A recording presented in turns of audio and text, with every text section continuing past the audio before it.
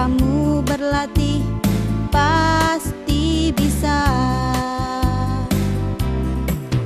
Matematika itu tidak hanya menghafal rumus, tapi harus rajin berlatih. Kalau kamu berlatih, pasti bisa. Percayalah, pasti bisa.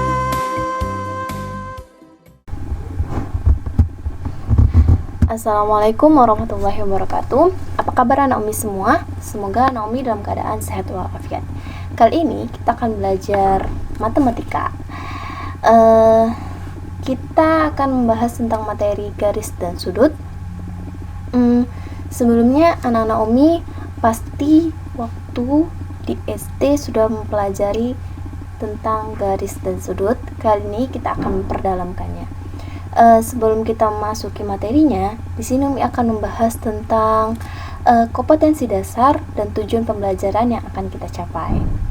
Langsung saja, kompetensi dasar yaitu menjelaskan sudut, jenis-jenis sudut, hubungan antar sudut, cara melukis sudut, membagi sudut, dan membagi garis.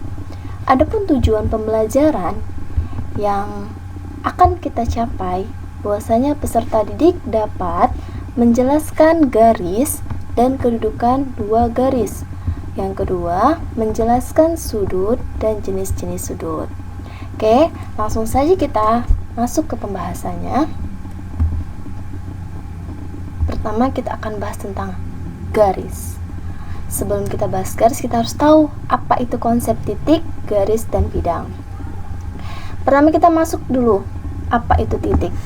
Titik tidak memiliki ukuran, biasanya menggunakan tanda nokta, dan penamaan titik menggunakan huruf kapital seperti titik A. Coba lihat gambar 72 berikut ini anak Umi.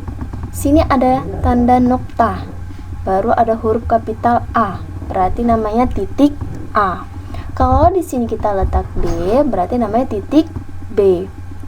Selanjutnya, garis. Garis adalah kumpulan titik-titik yang banyaknya tidak terhingga. Tidak, kumpulan titik-titik disatukan menjadi suatu garis. Ini namanya ada garis G. Kemudian ini namanya titik R. Kemudian ini titik S.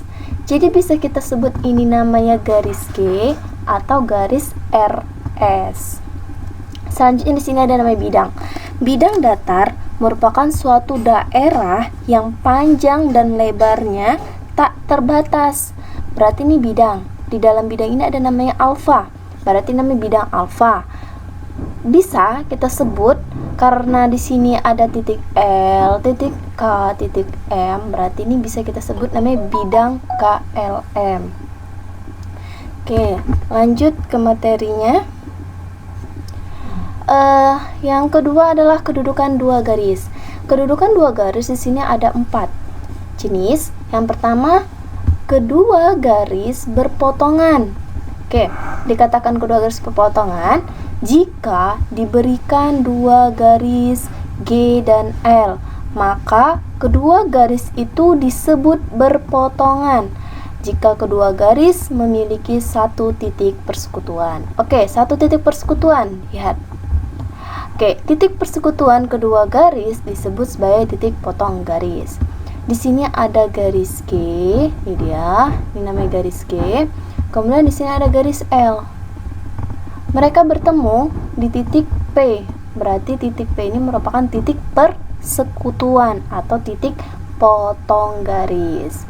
Jadi kesimpulannya, garis G dan garis L itu berpotongan. Dan titik P ini adalah titik potong atau titik persekutuan antara garis G dengan garis L.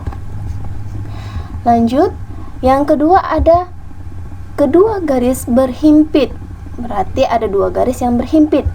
Jika diberikan dua garis G dan L, maka kedua garis itu disebut berhimpit jika kedua garis memiliki paling sedikit 2 titik persekutuan. Jika dua garis berhimpit, maka kedua garis terletak pada garis yang sama. Lihat, di sini ada garis AB. Nih, AB. Kemudian di sini ada garis AC. Berarti ruas garis AB berhimpit dengan ruas garis AC karena terletak pada garis G yang sama. Inilah dikatakan kedua garis berhimpit. Yang ketiga, ada kedua garis sejajar. Oke. Diberikan dua garis G dan H yang terletak pada bidang yang sama. Garis G dan H dikatakan sejajar jika kedua garis tidak mempunyai titik persekutuan atau titik potong. Jika kedua garis itu diperpanjang, maka kedua garis tersebut tidak akan pernah berpotongan. Jadi, garis G dan H yang sejajar itu dapat ditulis G sejajar H. Lihat gambar. Ini garis G-nya, ini garis H-nya. Kalau kita teruskan sampai panjang, ini tidak akan pernah bertemu atau tidak akan terjadi perpotongan, sehingga dikatakan kedua garis sejajar. Yang keempat, ada kedua garis bersilangan. Dua garis G dan L dikatakan bersilangan jika kedua garis itu tidak sejajar dan tidak terletak pada bidang yang sama. Coba lihat, ini ada garis G. Oke, ini garis L. Ini bidangnya. Jadi garis G ini dia menembus bidang, sedangkan garis L ini dia berada di atas bidang. Sehingga dari gambar ini tidak terlihat dan tidak ada terlihat dia bahwasanya sejajar. Dan dia juga tidak terletak pada bidang yang sama. Yang satu di atas bidang, yang satu lagi menembus bidang, sehingga ini dikatakan kedua garis bersilangan.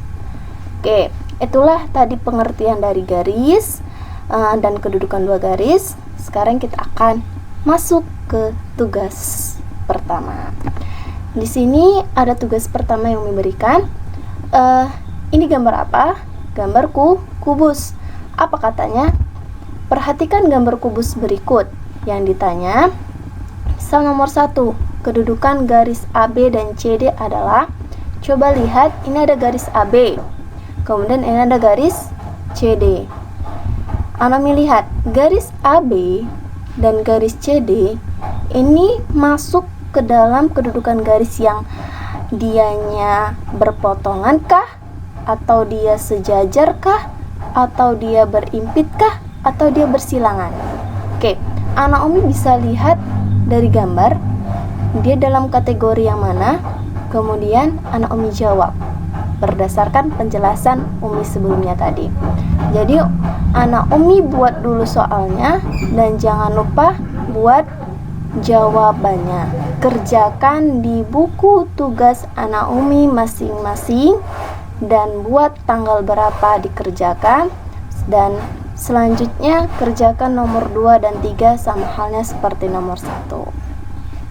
Semoga anak Umi dapat menyelesaikannya dengan cepat dan tepat dan tidak ada kesalahan sedikit pun karena ini masih pelajaran yang begitu mudah. Oke, lanjut kita ke materi tentang sudut.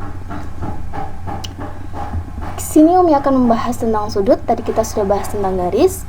Umi akan menjelaskan sudut. Apa itu sudut? Oke. Sudut adalah suatu daerah yang dibentuk oleh dua buah sinar garis yang titik pangkalnya berimpit atau bersekutu. Coba lihat, di sini ada gambarnya. Ini gambar AB atau BA ini merupakan kaki sudut. Sedangkan BC ini adalah kaki sudutnya juga, dan di ketemuan di sini itu namanya titik sudut. Sedangkan daerah yang diarsir ini namanya daerah sudut atau besaran sudut. Jadi ruas garis AB atau BA dengan BC disebut kaki sudut. Ini kaki sudutnya. Sedangkan titik pertemuannya itu disebut titik sudut. Sedangkan daerah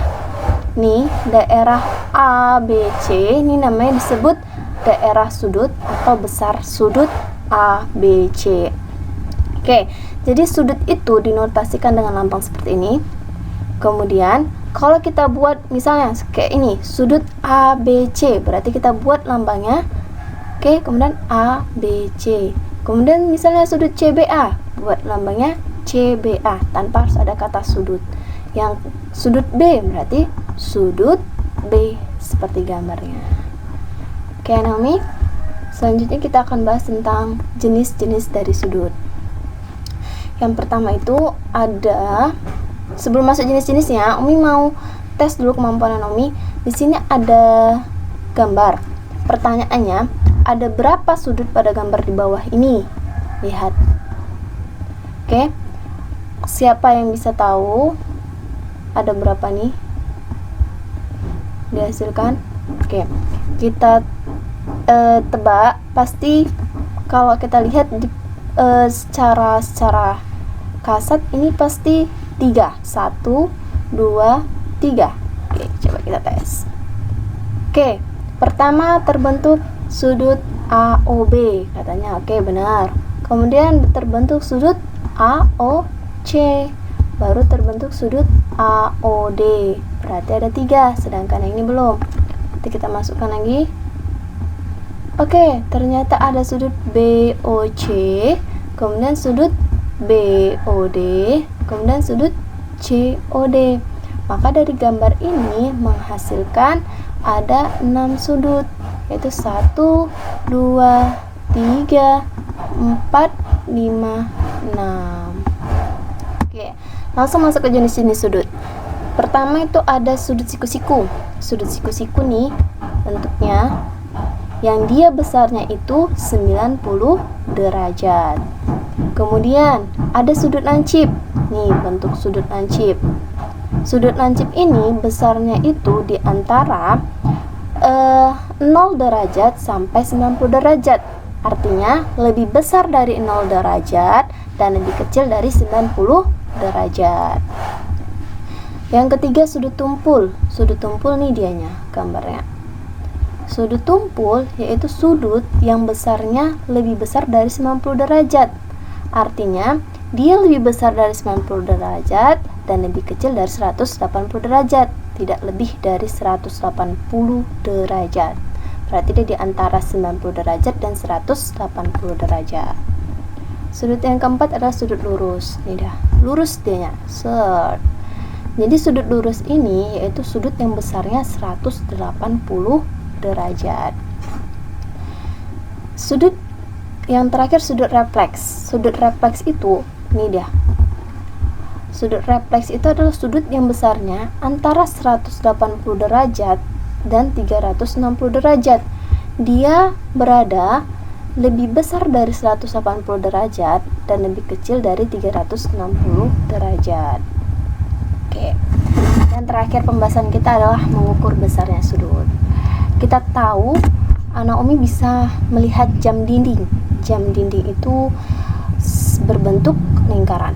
Jadi satu putaran penuh jam dinding itu sebanyak 360 derajat. Jadi kalau ditanya satu putaran sama dengan 360 derajat. Jadi kalau 1 derajat itu sama dengan 1 dibagi 360 putaran. Jadi di sini ada hubungan antara derajat, menit, dan detik, yaitu sebagai berikut. 1 derajat itu sama dengan 60 menit. Kita tulis seperti ini. 1 derajat sama dengan 60 menit. Kalau yang ditanya menit. Tapi kalau yang ditanya derajat, misalnya 1 menit berapa derajat? Berarti dia dibalik, yaitu 1 menit sama dengan 1 dibagi 60 derajat. Kalau yang ditanya detik, berarti 1 menit itu ada berapa detik? 60, berarti 1 menit sama dengan 60 detik. Kalau dibalik berarti 1 detik, nih tanda titik 2 koma, itu bacanya detik. 1 detik sama dengan 1 dibagi 60 menit. Jadi kalau 1 derajat sama dengan 360 1 bagi 360 putaran. Kalau 1 putaran sama dengan 360 derajat. Oke, biar agar lebih paham, kita langsung saja masuk ke dalam contoh anomi. Ini ada contoh, ada 3 contoh. Contoh yang pertama, di sini pertanyaannya 3 derajat sama dengan berapa menit dan berapa detik. Tanda koma 1 itu menit, tanda 2 koma itu detik. Jadi kalau tanda 0 ini di atas namanya derajat. Soalnya 3 derajat itu sama dengan berapa menit, dan kalau diubah ke detik berapa detik. Kita kalikan aja. 1 derajat itu sama dengan 60 menit. Berarti kalau pertanyaannya 3 derajat, berarti sama dengan 3 dikali 60 menit. Sama dengan 3 dikali 60, hasilnya 180 menit. Kalau 3 derajat ditanya berapa detik, langsung saja 1 derajat itu sama dengan 3600 detik. Berarti kalau 3 derajat sama dengan 3 dikali 3600 detik, hasilnya 10.800 detik. Oke, gampang. Yang nomor 2, di sini ada 18,6 derajat. Berarti sama dengan dia minta derajat sama minta apa ini? Tanda koma 1 di atas, minta menit. Berarti kita ubah dulu 18,6 yang desimalnya ini kita ubah dulu dia ke menit. Jadi 18 derajat ditambah 0,6. Kan 18 tambah 0,6 sama dengan 18,6. Jadi dipisahkan. 18 derajat ditambah 0,6. Kemudian 0,6 ini kita ubah ke menit. 1 derajat itu kan sama dengan 60 menit. Berarti dia dikali dengan 60. Berarti 0,6 dikali 60. Berarti 18,6 derajat sama dengan 18 derajat ditambah 0,6 kali 60 itu hasilnya 36 menit. Jadi jawabannya 18 derajat 36 menit. Ini dia hasilnya. Oke, yang ketiga, ini ada soal 23 derajat 12 menit 72 detik. Dia minta ubah semua ini ke derajat. Berarti kalau yang udah derajat dia tetap derajat, seperti 23 derajat. Berarti 23 derajat ditambah 1 menit berapa derajat? Kalau 1 derajat kan 60 menit. Berarti kalau 1 menit sama dengan 1 dibagi 60. Berarti sini karena dia 12, maka 12 dibagi 60 kemudian dikali 1 derajat. Boleh dibuat 1 derajatnya atau 12 kali 6, 12 bagi 60 saja. Oke, 12 bagi 60 dikali 1 derajat. Kemudian ditambah tadi 1 derajat itu sama dengan 3600 detik. Berarti kalau ditanya 1 detik berapa derajat, maka 1 detik itu sama dengan 1 dibagi 3600 1 derajat sama dengan 1 dibagi 3600 detik. Berarti 72 dibagi dengan 3600 dikali 1 derajat. Setelah kita sederhanakan nih, 12 dibagi 60 hasilnya adalah 0,2. Oke, karena dikali 1 derajat berarti 0,2 dikali 1 derajat sama dengan 0,2 derajat. Udah sama-sama derajat. Setelah itu yang ini 72 dibagi 3600. 72 dibagi 3600 menghasilkan 0,02 dikali dengan 1 derajat berarti 0,02 derajat.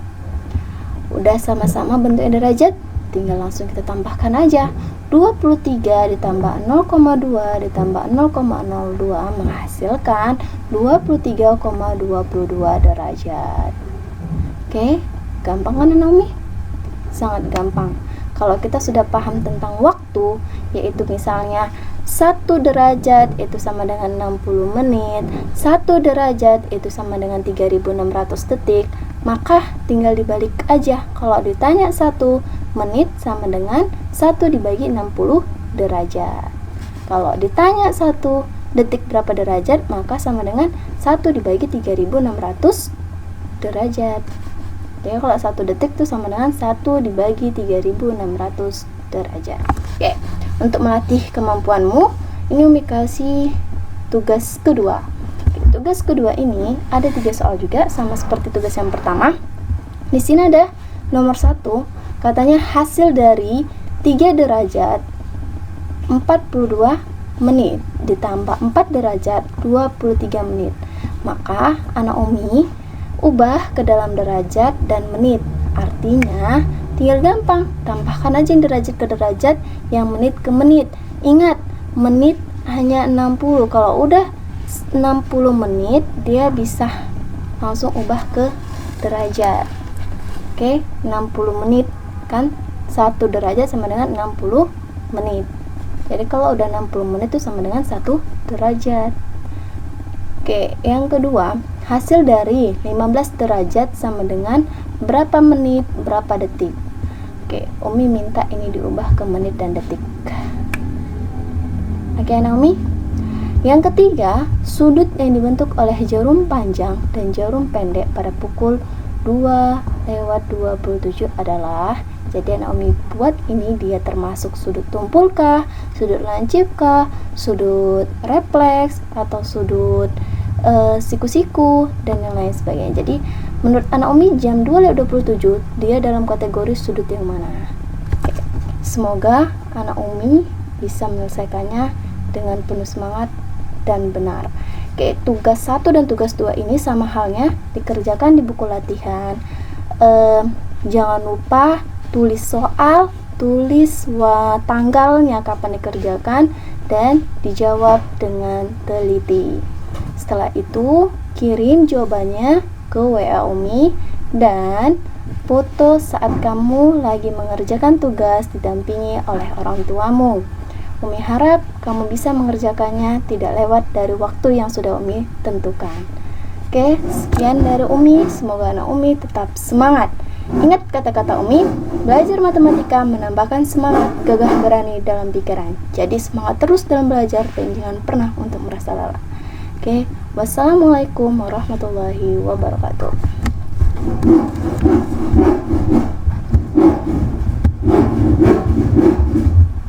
Ayo temanku semua, mulailah dengan bismillah.